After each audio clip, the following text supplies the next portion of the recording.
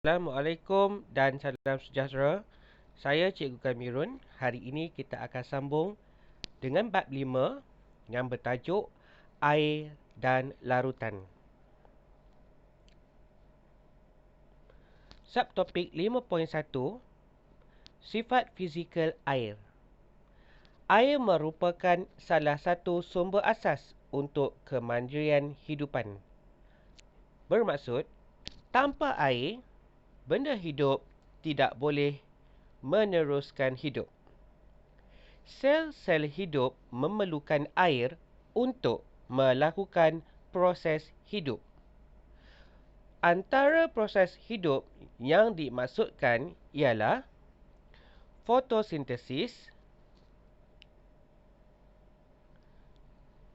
kesegahan sel, pencernaan, perkumuhan dan pengangkutan nutrien.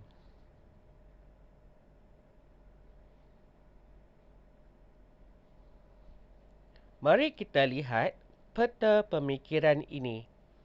Peta pemikiran ini menunjukkan sifat fizikal air. Takat didih air ialah 100 darjah Celsius. Bermaksud, air mendidih pada 100 darjah Celsius. Air juga tidak mempunyai bau, tidak mempunyai rasa dan tidak mempunyai warna. Takat beku air ialah 0 darjah Celsius.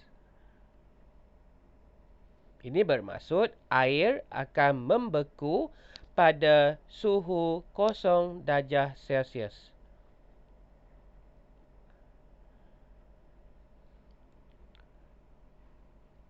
Ketumpatan air pada 4 darjah Celsius bersamaan dengan 1 gram per kubik. Okey. Seterusnya, ketegangan permukaan pada 10 darjah Celsius bersamaan 0.074 Newton per meter.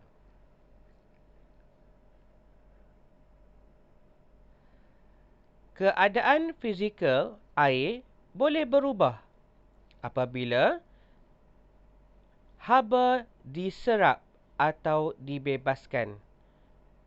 Sebagai contoh, apabila air dalam keadaan cecair menyerap haba, cecair tersebut akan bertukar menjadi wap air, iaitu gas. Air juga mempunyai dan menunjukkan tindakan kapilari.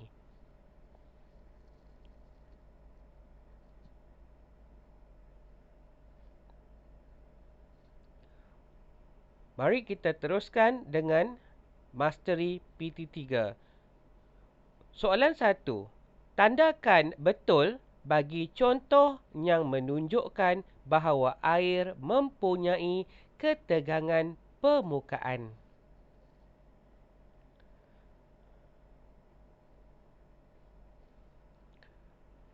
Klip kertas timbul di permukaan air. Apa yang menyebabkan klip kertas boleh timbul di permukaan air? Wap air tersejat dari permukaan air. Ini merupakan proses penyejatan, iaitu molekul-molekul cecair menyerap haba lalu mendapat tenaga haba dan bertukar menjadi tenaga kinetik dan seterusnya wap air naik dari permukaan. C. Ketulan ais terapung di permukaan air. Adakah kerana disebabkan ketegangan permukaan air atau adakah kerana ketumpatan ais kurang daripada air? Itu soalan yang kita hendak jawab. Pepijat air bergerak di atas permukaan air. Pepijat air ialah sejenis serangga. Kadang-kadang kita sebut atau kita pernah dengar labah-labah air bergerak di atas permukaan air dan tidak tenggelam. Adakah ini disebabkan oleh ketegangan permukaan air atau adakah kerana faktor lain?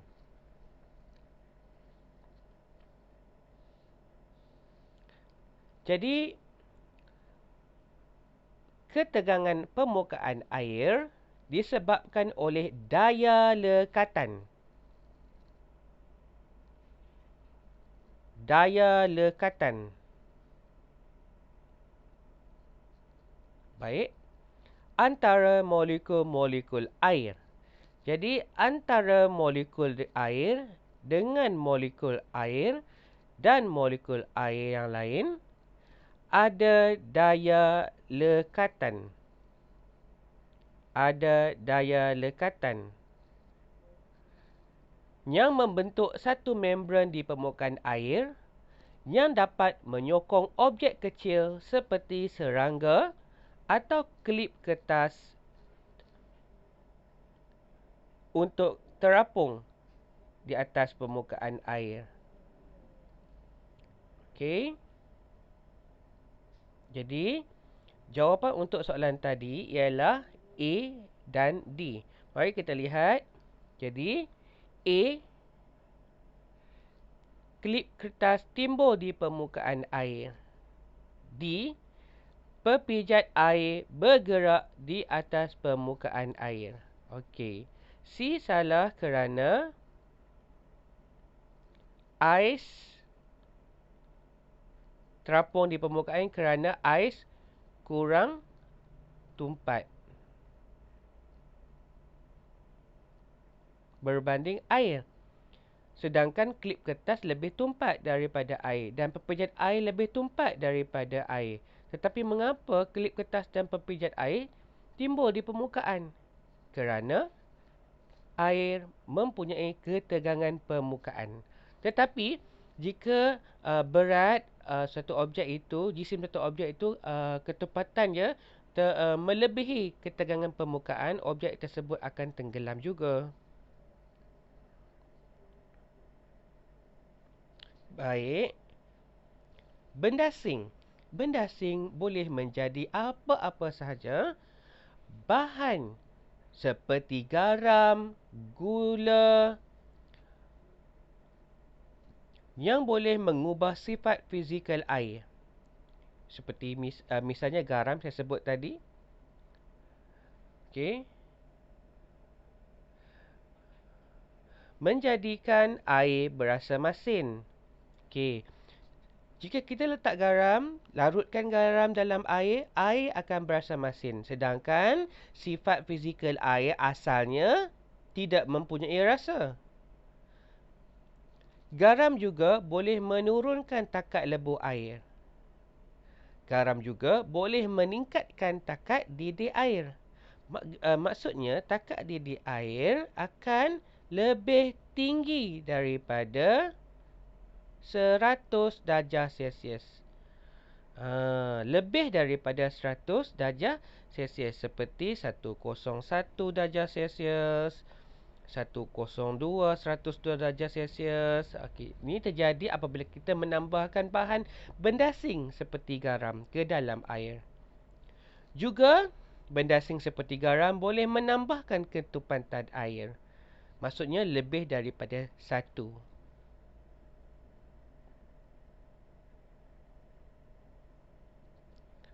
Mari kita lihat masteri PT3. Yang seterusnya, soalan 2. Seorang penjual ikan menaburkan garam pada ketulan ais yang digunakannya untuk menyejukkan ikan-ikan yang dijualnya. Jadi, mengapakah penjual ikan menaburkan garam pada ketulan ais? Jadi, kita ada ketulan ais, kemudian ditaburkan dengan garam untuk menyejukkan ikan. Kerana garam adalah sejenis bendasing. Adalah bendasing, iaitu bahan asing. Garam boleh menurunkan takat lebur ais. Menurunkan takat lebur ais kepada kurang daripada 0 darjah Celsius. Jadi apa akibatnya? Ais akan lambat lebur. Akan lambat menjadi cecair. Jadi, ikan dapat dikekalkan kesegarannya untuk tempoh yang lebih lama.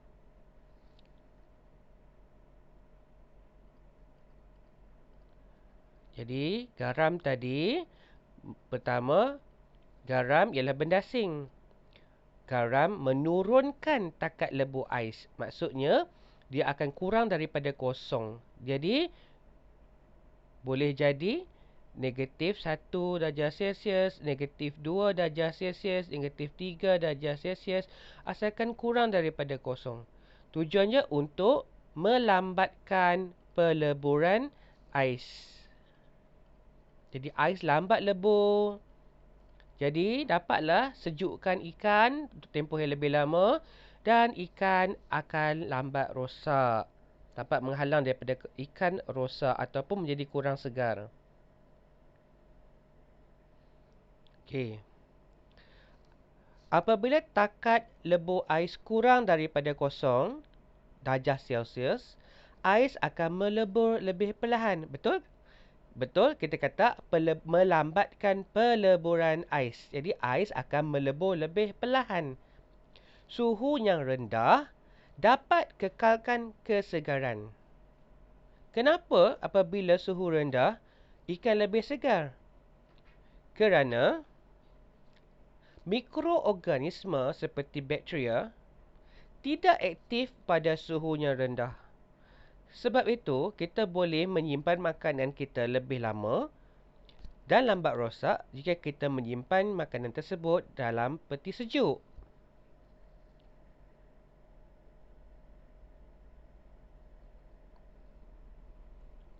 Komposisi air. Komposisi air ialah nisbah ataupun komponen air. Apa yang ada dalam satu molekul air? Zarah-zarah air dipanggil molekul.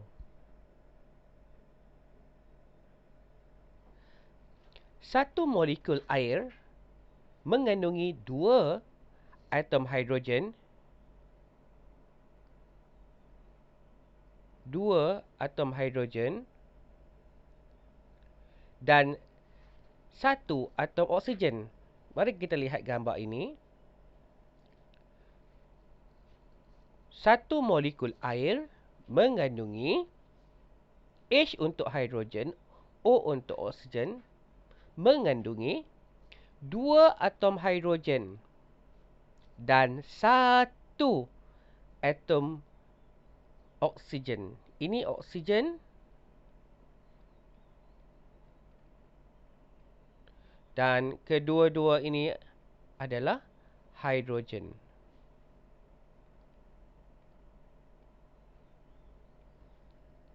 Baik. Ingat ya. 2 atom hidrogen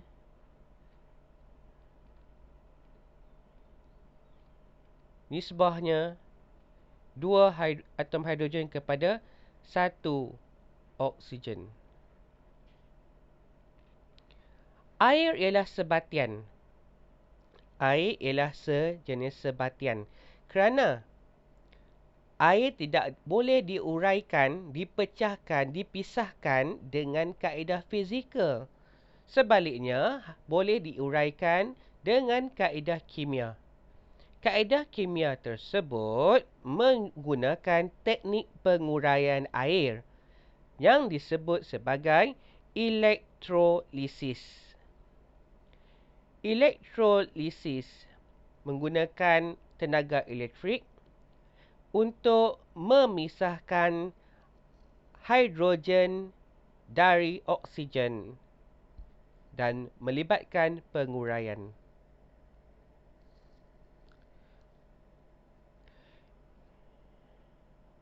Baik. Seterusnya, ini adalah satu gambar yang menunjukkan tentang elektrolisis air. Jadi dalam kontainer ataupun bekas yang kita sediakan ini akan disambung ke melalui elektrod karbon. Apa? Elektrod karbon. Jadi kedua-dua ini adalah elektrod karbon. Disambung ke 1 liter yang lengkap dengan suis dan bateri ataupun sel kering.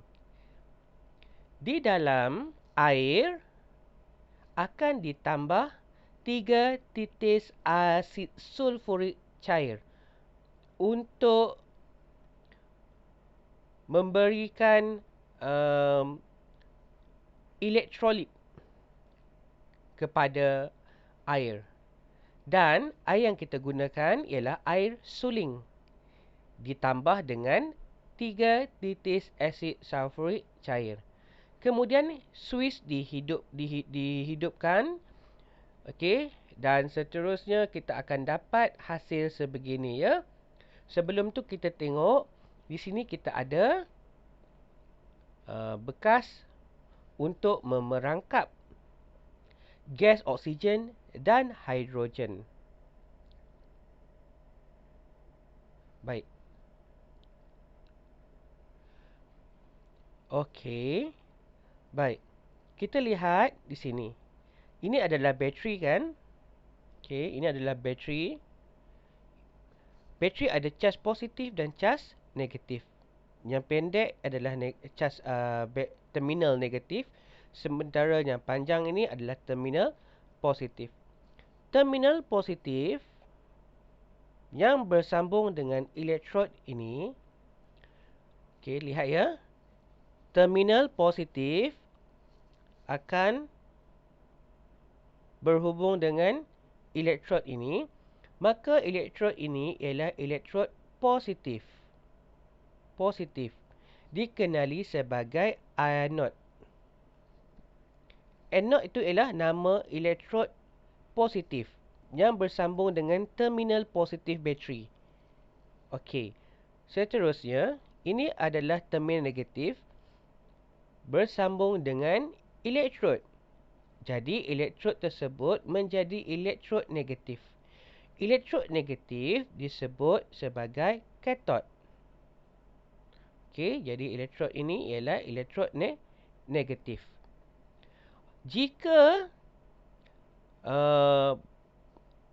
elektrod positif ataupun anod, maka gas yang terkumpul ialah oksigen.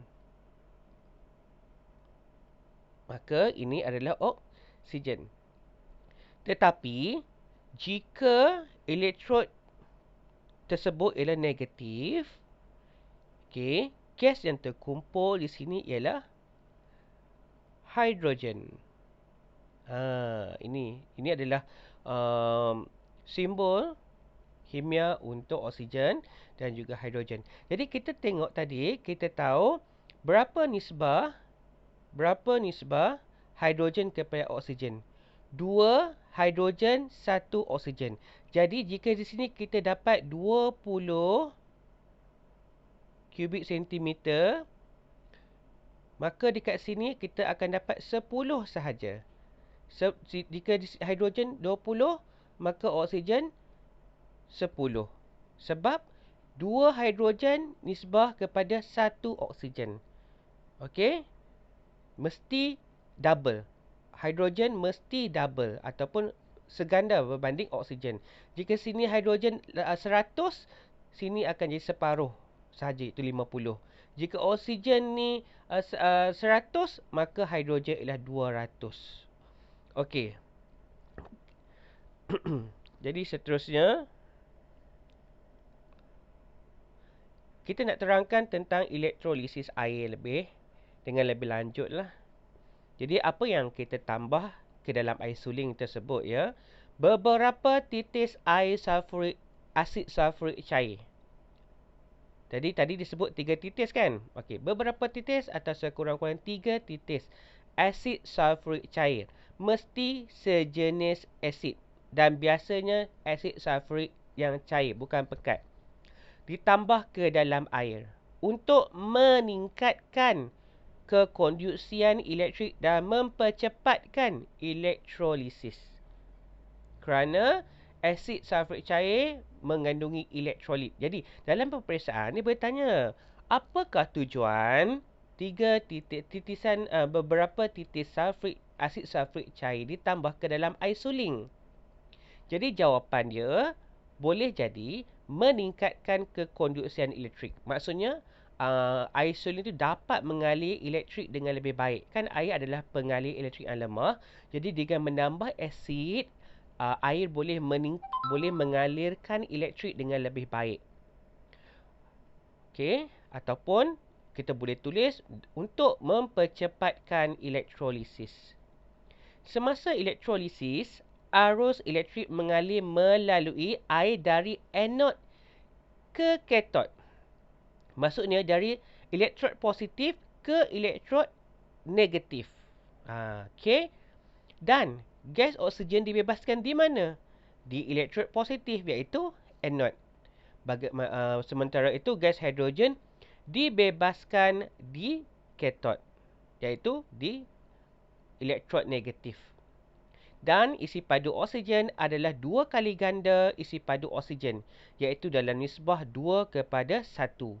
2 hidrogen nisbah 1 oksigen. Okey. Right. Dan pengaliran cas, pengaliran elektrik ialah mengikut arah ini, iaitu daripada anod ke katod. Dari anod ke katod. Iaitu, okey. Seterusnya, okey. Air mengandungi 2 bahagian hidrogen dan 1 bahagian oksigen. Sebab tu kita tulis H2O. H2O ni adalah formula kimia untuk air. H2 ada 2 hidrogen tetapi ada 1 oksigen. Bagaimana kita dapat menguji kehadiran gas hidrogen? Jadi, kita perlukan kayu uji bernyala. Kayu uji bernyala ialah kayu seperti kayu lidi yang kita bakar di hujungnya dan menyalalah di satu hujung. Dan apa yang akan terjadi? Hidrogen akan terbakar. Seterusnya, akan terdengar satu letupan kecil berbunyi pop. Ya, satu letupan kecil berbunyi pop terhasil.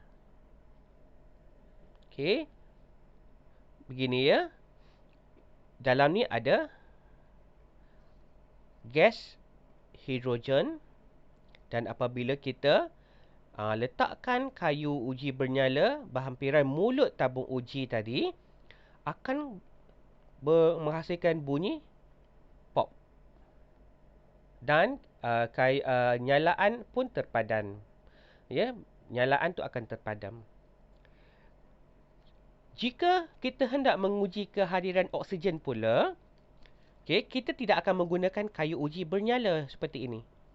Kita akan menggunakan kayu uji berbara. Kayu uji berbara ialah lidi yang kita bakar, kemudian kita biarkan nyalaan itu terpadam, tetapi berbara.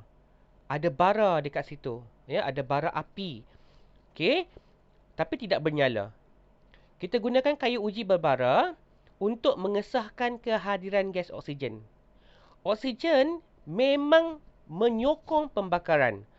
Tanpa oksigen, pembakaran tidak boleh berlaku. Okey, jadi jika gas itu ialah gas oksigen, maka kayu uji berbara ni akan menyala semula. Kayu uji berbara akan menyala semula. Ataupun kalau dia tak menyala api pun, dia akan menjadi lebih terang. Warna merah itu, warna merah nyalaan tu akan menjadi lebih terang lagi. Okey. Baik.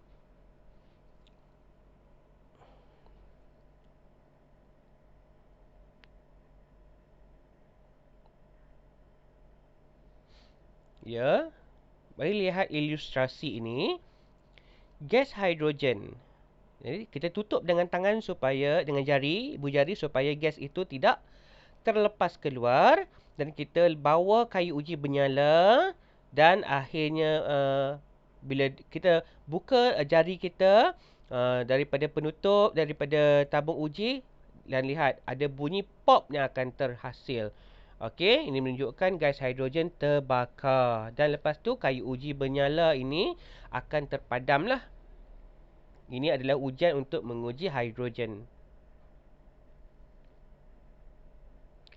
Baik.